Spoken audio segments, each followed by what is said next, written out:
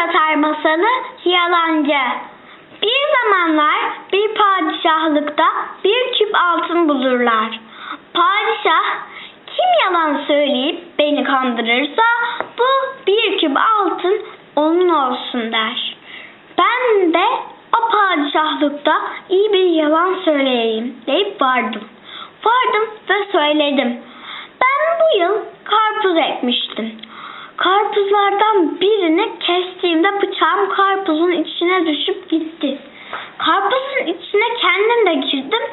Ne kadar arasam da bıçağı bulup alamadım dedim.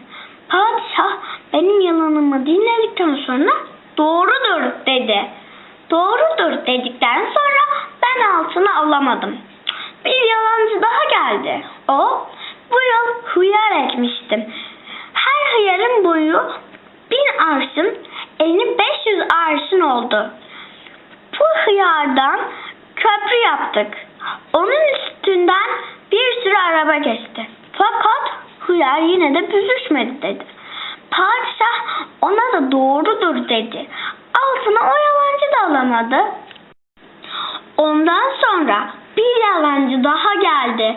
O lahana bostanı ekmiştim.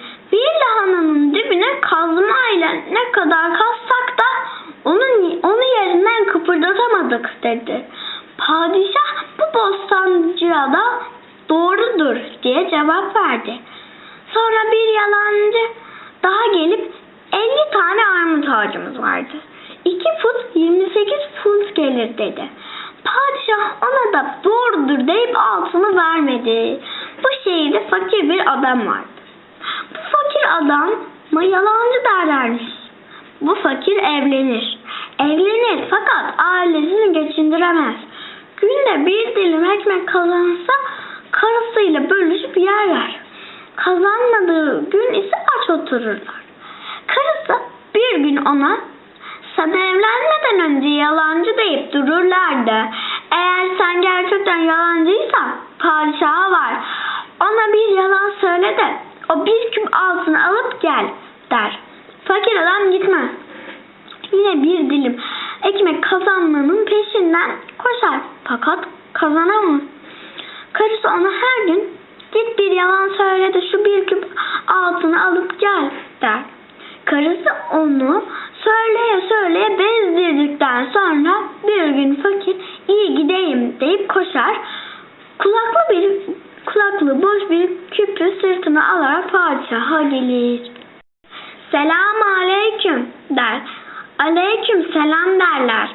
Fakir kendisinin alıp getirdiği küpü padişahın önüne koyar ona. Benim babam zengin bir adamdı. Sizin babanız benim babamdan bu küple 40 küp altın almıştı. Siz babanızın babama olan borcunu bana iade ediniz der. Padişah ne söyleyeceğini bilemez. Doğrudur dese fakir adama 40 küp altın verecek. Yalan dese bulduğu bir küp altını verecek. En sonunda padişah yalan diye bağırır. Padişah yalan dedikten sonra fakir adam bulunan bir küp altının sırtına yükleyip evine gider. Muratlı muradına erişsin, muratsız muradından mahrum kalsın.